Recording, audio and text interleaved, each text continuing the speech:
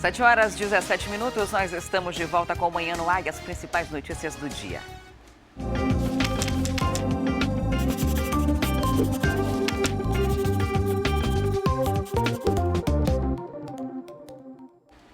Vamos falar de tecnologia, né? A tecnologia que tem ajudado muito na vida das pessoas, mas em alguns momentos ela interfere nas relações pessoais. Pais e filhos acostumados com o celular esquecem, por exemplo, de relaxar ou de brincar juntos. Isso mesmo. Olha, aqui em Manaus existem alguns espaços que estão querendo resgatar esse convívio, esse relacionamento entre pais e filhos. Veja no quadro Lição de Casa de hoje. Mãe, filhos brincando numa cozinha em miniatura. Outra ensinando a filha a brincar de elástico. A gente tenta remeter umas brincadeiras antigas de vez em quando, mas não é a rotina de todo mundo. Então, é um momento diferente. Mas momentos como esse estão cada vez mais raros. E o motivo? Um excessivo uso da tecnologia. Tanto que uma pesquisa recente feita nos Estados Unidos mostra que quando os pais interrompem momentos com os filhos para checar mensagens e redes sociais no celular, estão contribuindo para um maior risco de problemas de comportamento nas crianças, como a birra, a manha e até mesmo a hiperatividade. Na verdade, a criança entende o recurso tecnológico como um concorrente, né? Hoje a gente não vê mais olho no olho, hoje a gente não vê mais abraço, um afago, porque a mão está ocupada mexendo no celular, né? A cena mais comum hoje em dia é você ver a televisão ligada, os pais no sofá, cada um no seu celular e os filhos no quarto também envolvidos em tecnologia. E com isso, o diálogo cada vez mais precário nas famílias e as crianças crescem e não conseguem compreender o que o outro sente através da expressão do olhar e não consegue também expressar os sentimentos, gerando conflitos na escola, na sociedade, gerando realmente sérios problemas futuros. Por isso tem surgido muitos espaços como esse aqui.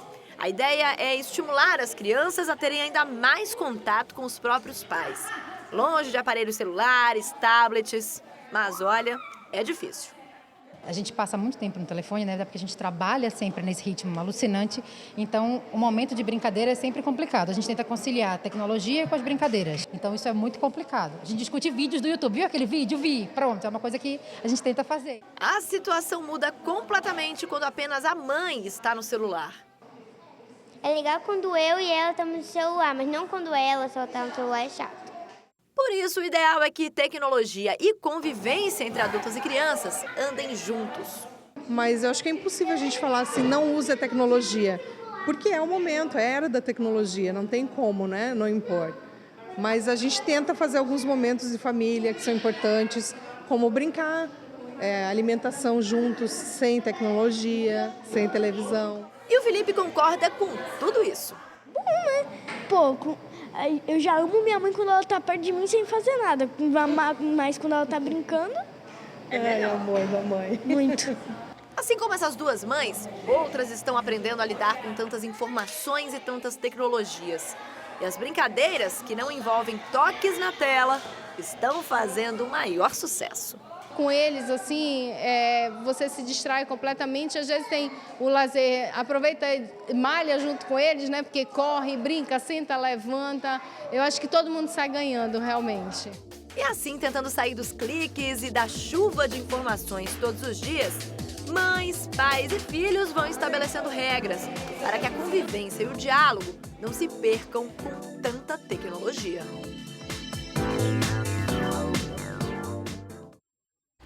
Muito bacana, né? Olha, a repórter Júlia Magalhães conversou um pouco mais com a Regina Tiradentes sobre a importância das crianças passarem um tempo longe da tecnologia e também deu dicas de atividades que ajudam as crianças a expressarem melhor os sentimentos. Quer saber como? Continue com a gente na extensão do programa para o aplicativo A Crítica Play. Se você ainda não tem, corre lá, baixa, faz o download. Está disponível tanto para Android quanto iOS. Vamos agora fazer a nossa interação com a Rádio A Crítica FM 93.1. Vamos conversar com o Márcio Paes Barreto e com a Micaele Cevalho. Bom dia, tudo bem com vocês? Bom dia, Wilson. Bom dia, Adriane. Bom dia. Bom, vamos começar falando sobre o julgamento das contas do governador cassado José Melo. É hoje? Acontece hoje no Tribunal de Contas do Estado o julgamento das contas do segundo ano de gestão do ex-governador José Melo. É um fato que deve movimentar a questão política aí, Wilson, porque a gente sabe que as contas foram apresentadas no dia 31 de março, são mais de 3.000 páginas. O TCE promete dar celeridade a esse processo de julgamento e isso deve acontecer num prazo aí de 3 meses. Logo após esse julgamento do TCE, esse processo será encaminhado à Assembleia, onde acontece o julgamento político das contas do ex-governador José Mello. A gente sabe que houveram aí, durante a gestão do ex-governador, várias denúncias, foi uma gestão bastante tumultuada, né, Micaele? E isso deve movimentar muito o cenário político. Vamos citar aqui pelo menos 2 denúncias que estão incluídas nisso.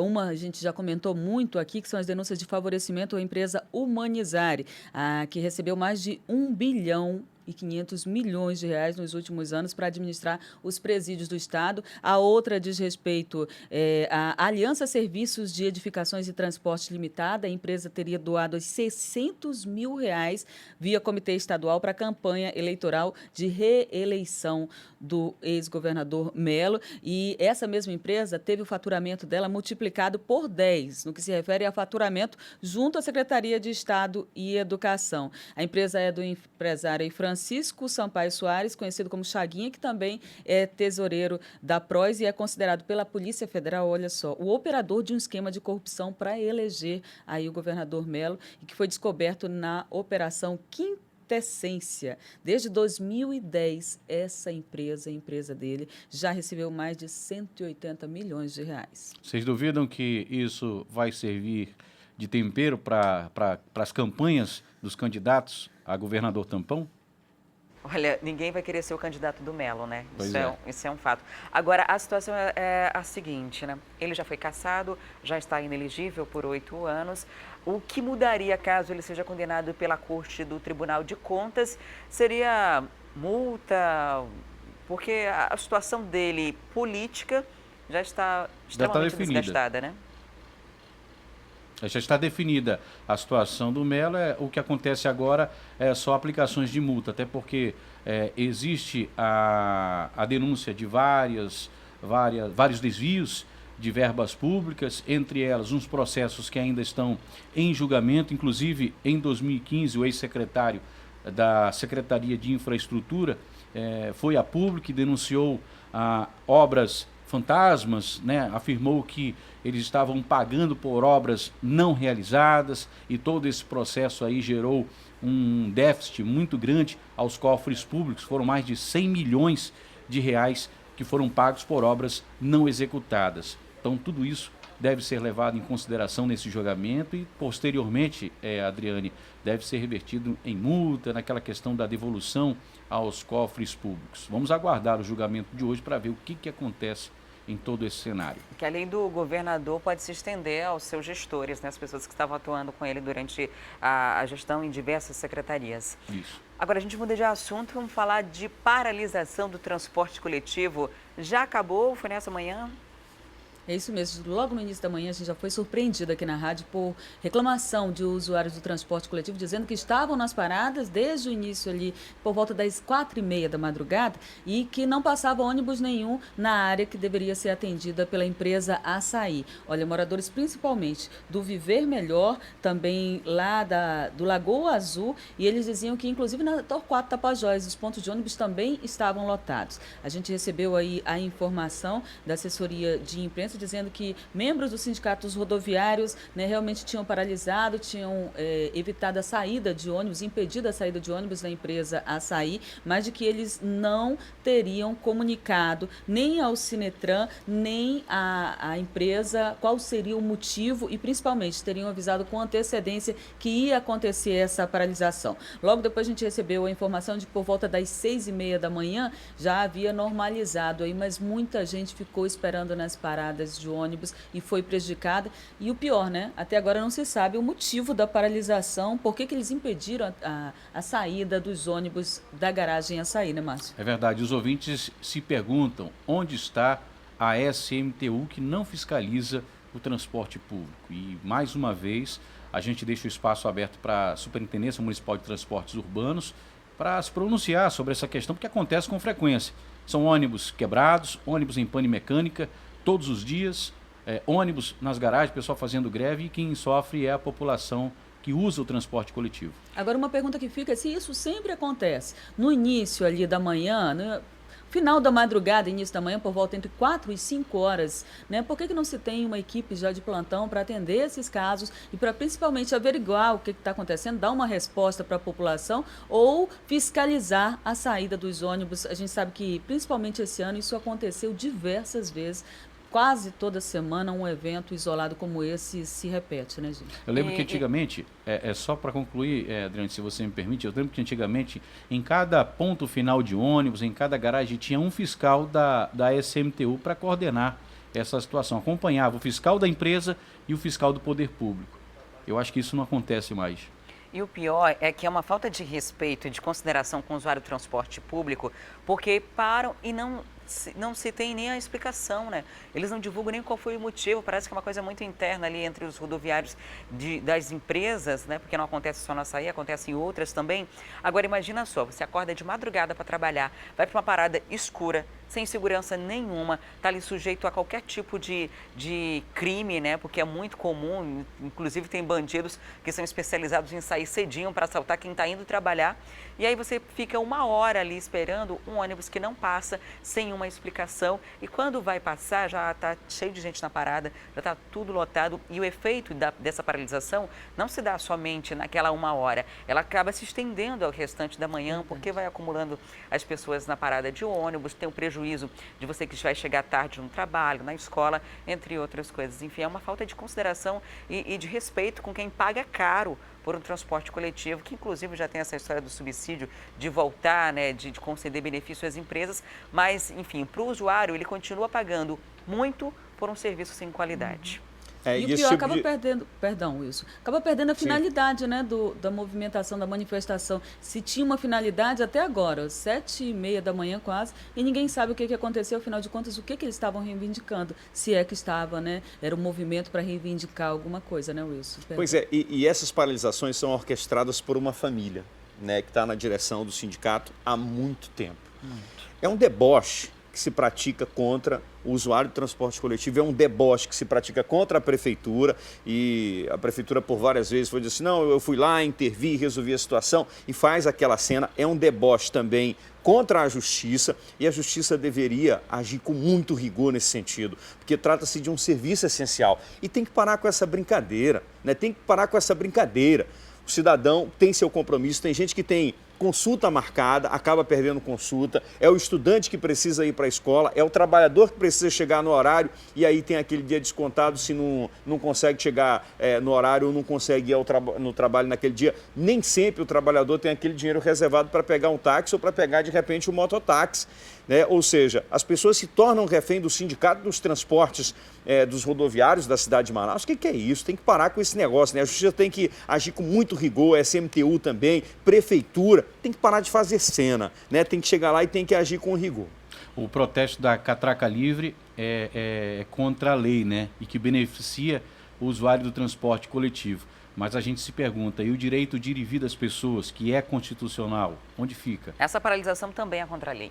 Pois é. Olha só, agora a gente vai falar de saúde. A vacina contra HPV passa a atender meninos entre 11 e 14 anos. Uma vacina gratuita, vai estar disponível em todas as unidades de saúde.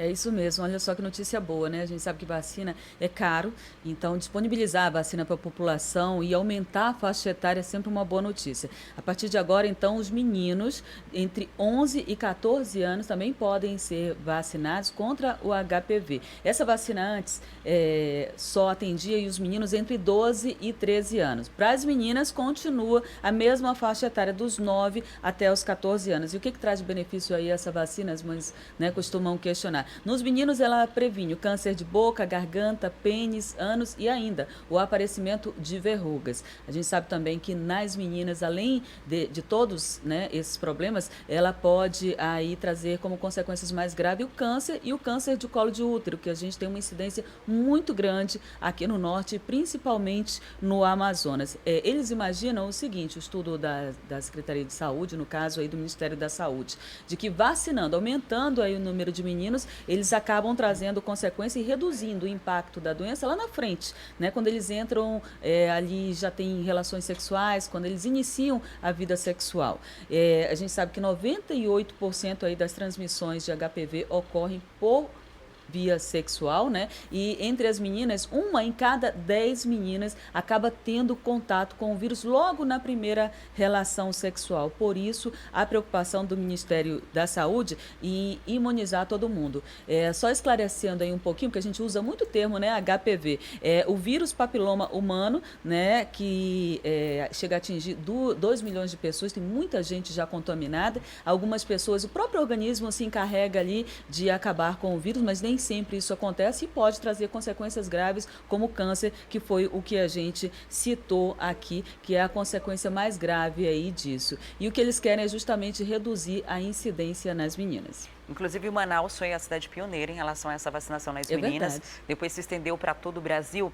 E há muito preconceito em relação da vacina contra HPV, né? Muitos pais e mães pensam assim, nossa, minha filha é uma criança, tem 9 anos, tem 11 anos, não mantém relação sexual, né? Não precisa tomar ainda essa vacina. E é justamente por isso, por não ter ainda relação sexual, que essa criança precisa ser vacinada. Porque quando ela é vacinada logo no início, elimina a chance, 100% de chance de que ela seja contaminada com o vírus do HPV. Quando ela já tem relações, essa chance vai diminuindo, né? Hoje o adulto pode tomar, que já tenha tido relações sexuais, mas aí a imunidade, né, essa proteção não vai ser mais a mesma coisa e também precisa ir na rede particular. Então as crianças precisam ser vacinadas justamente para que a gente evite que tantas pessoas adoeçam. No caso das mulheres, aqui em Manaus, nós temos um recorde muito negativo, que é a capital com o maior número de mulheres com câncer de colo de útero. E ele é causado principalmente pelo HPV. Então, essa campanha começou aqui e é importante para que lá na frente a gente reduza esses dados estatísticos que são muito negativos. Então, é só levar em qualquer unidade básica de saúde, levar a carteirinha para a vacinação, que agora atende uma faixa etária menor, né? Na verdade, uma faixa etária maior, mais ampla. Agora com as crianças a partir de 11 anos menino e 9 menina, é isso, né? Isso mesmo. E só relembrando, hein? Atenção, pai e mãe, a vacina é dada em 2 doses. Toma a primeira dose, entre 6 meses, no máximo 1 ano depois, tem que voltar até o posto de saúde para tomar a segunda dose, senão não está imunizado. Vamos aproveitar aí que é de graça, né? E muita gente pode tomar e a gente reduz um problema lá na frente, menos preocupação. Olha, são mais de 200 tipos de HPV e pelo menos 14 deles podem trazer como consequência aí o câncer. Ok, muito obrigado, Micaele, muito obrigado, Márcio. Se você me permite, sim, fica à vontade. Só uma observação e para alertar o nosso telespectador. Você lembra daquela obra de intervenção da Prefeitura na Torquato Tapajós, naquela galeria que cedeu? Sim. Em frente ao Municipal, o asfalto voltou a afundar. Então é importante que o motorista tome cuidado no sentido centro-bairro, porque o asfalto da Torquato Tapajós, naquele trecho, em frente ao Clube Municipal, voltou a afundar. Então é preciso... ali bem embaixo da passarela, né? Isso, é bem próximo da passarela.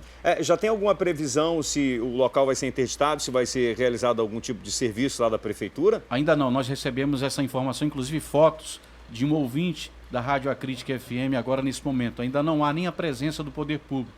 É por isso que eu fiz a questão aqui de fazer essa intervenção e alertar a Secretaria Municipal de Infraestrutura, o Manaus Trans, porque é um trecho bastante complicado e bastante movimentado ali na Torquato Tapajós.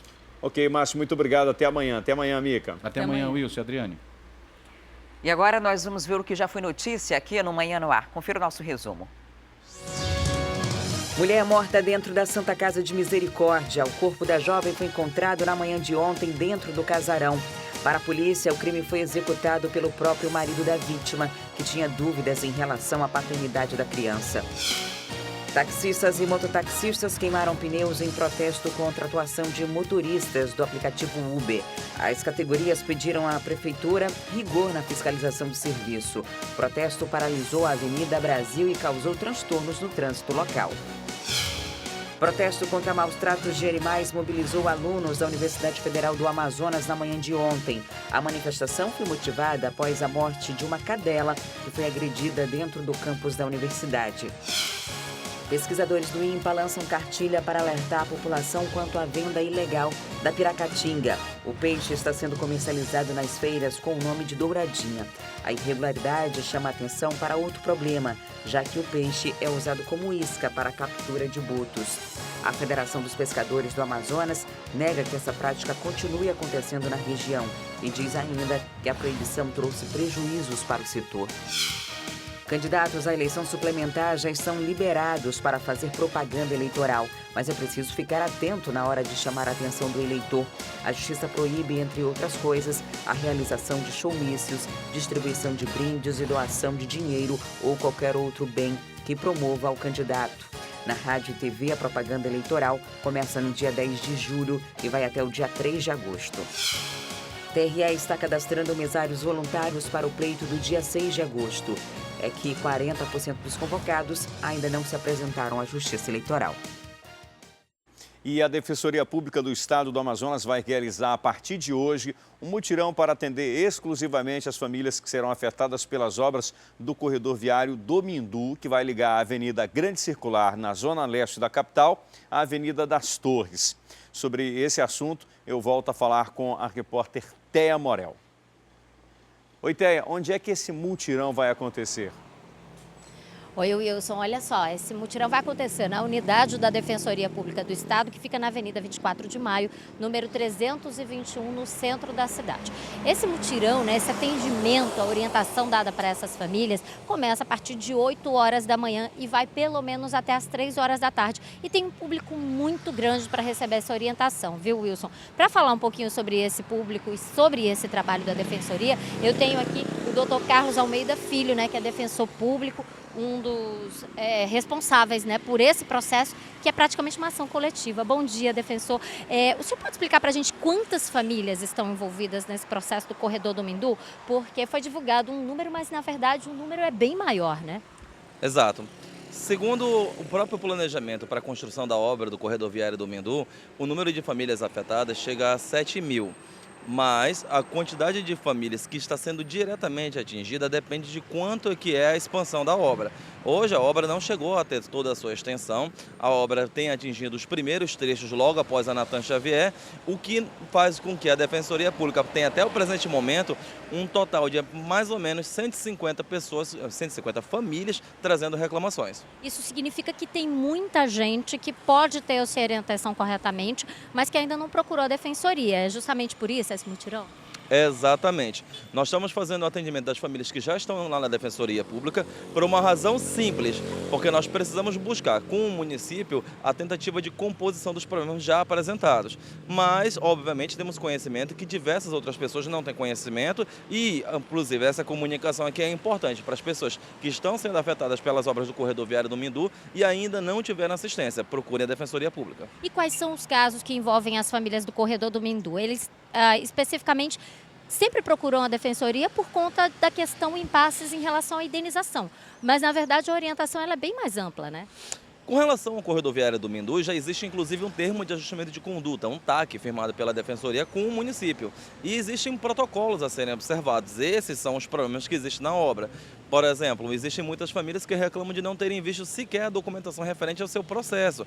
As pessoas têm o direito de ver a documentação do processo e conhecer quais são os motivos da indenização ser mais alta ou mais baixa. Outro problema que tem acontecido também são pessoas que já chegaram a sair dos imóveis e ainda não receberam indenizações. Uma outra situação são de pessoas que tiveram os imóveis que acabaram sendo derrubados e eles não tinham sequer sido cadastrados. Então, nós temos uma quantidade grande de problemas que precisa ser organizada. Até o presente momento, nossas negociações com a Seminf, que é a responsável pela execução da obra, têm demonstrado um interesse em fazer com que haja essa organização. A Defensoria já entrou por 2 vezes na Justiça e por 2 vezes já bloqueamos a obra. O que nós não queremos é que isso aconteça porque o interesse maior das famílias é receber justamente a justa indenização. Defensor, essa é uma obra que já está há bastante tempo aqui em Manaus. É uma obra muito importante, a gente não tem dúvidas disso, mas é uma obra que precisa ser tocada da maneira correta, né? Que tempo é esse, né? Que impasses foram esses que aconteceram ao longo desses quase 10 anos, né, de que a obra está sendo conduzida pela Prefeitura? Bom, a obra iniciou no ano de 2007, na gestão do então prefeito Serafim Correia. E o grande problema, esse é o maior problema de todos com relação à obra, é a questão referente ao financiamento. O financiamento inicialmente tinha sido feito pela Caixa Econômica Federal, posteriormente pago pelo próprio Tesouro do município, o que causou dando problemas, porque o município não tinha força suficiente para arcar com isso, e voltou novamente a ser arcado pela Caixa Econômica. Os problemas iniciais aconteceram porque a Caixa Econômica Federal exigia para a indenização a existência de habite-se nas unidades, mas a grande maioria sequer tem registro de imóveis, quanto mais habite-se. Outras exigências também foram realizadas e no início os técnicos da UEP, que é ligada à CEMINF, não tinham expertise para realizar a obra e acabavam tendo problemas com relação à população. A população reclamava muito de truculência. Acontecia um caso onde a pessoa não se satisfazia com a indenização e era ameaçada com o trator na porta da casa de ser removida. Isso é absurdo e não podia ter acontecido. Mas independentemente de todos os ajustes que a Defensoria Pública implementou, ainda mais recentemente recebemos reclamações nesse sentido. É até por isso que esse mutirão é importante. Nós queremos receber a população trazendo essa informação. Muito obrigada, defensor. A gente reforça o convite para todas as famílias que estão ali no entorno da obra do corredor viário do Mindu. Como o defensor falou aqui, são cerca de 7 mil famílias. Alguns já receberam orientação da Defensoria, mas essa orientação é muito importante para saber quem pode receber, quem não pode receber, como é que está esse processo diante da Prefeitura para que a obra possa realmente ter seguimento. Essa orientação, eu volto a repetir, na unidade da Rua 24 de Maio, da Defensoria Pública, Rua 24 de Maio, número 321, tem esse atendimento hoje e tem também amanhã para as famílias que não puderem ir, que não tiveram tempo de se programar, mas que quiserem ir amanhã no centro. Esse atendimento está acontecendo e essa orientação é muito importante para essas pessoas. Ok, muito obrigado, Thea Morel. E agora a gente tem informação do trânsito através da página do Twitter do Manaus Trans. Vamos aqui à primeira publicação, de um atropelamento na Avenida Altair Mirim, em frente à empresa Placibras. Agentes no local e o atropelamento, a vítima está ali no chão, tem uma moto parada e aí o Manaus Trans faz um alerta também para quem puder evitar essa área. E esse não é o único problema que o Twitter do Manaus Trans informa. Tem um problema relatado ainda há pouco pelo Márcio Paes Barreto, lá da Avenida Torquato Tapajós, que é o local onde recentemente aconteceu desabou, né, essa área, um afundamento, uma tubulação rompeu ali e agora o Manaus Trans diz que é um fundamento no pavimento asfáltico da Avenida Torquato Tapajós, sentido centro da cidade, próximo ao Clube Municipal. Já tem um cone ali para interditar essa área e é preciso interditar mesmo, né, porque a última vez a cratera ficou enorme e o risco de um carro que esteja passando por aí desabar é muito grande. E a gente vai trazer agora imagens ao vivo, imagens aéreas da Zona Sul, da capital. Olha só, nós estamos no bairro da Cachoeirinha, lá na Carvalho Leal, é uma das vias de grande movimentação daquela área. O trânsito é tranquilo nos dois sentidos, sem maiores problemas, sem dificuldades. É boa opção para você nesse momento a Avenida Carvalho Leal, lá no bairro da Cachoeirinha. O condutor não enfrenta dificuldades. E depois do intervalo comercial, atenção, Parintins está se aproximando e tem promoção para quem quer viajar para lá. A TV A Crítica vai te levar de graça, com tudo pago. Quer saber como? Não sai daí que a gente volta já.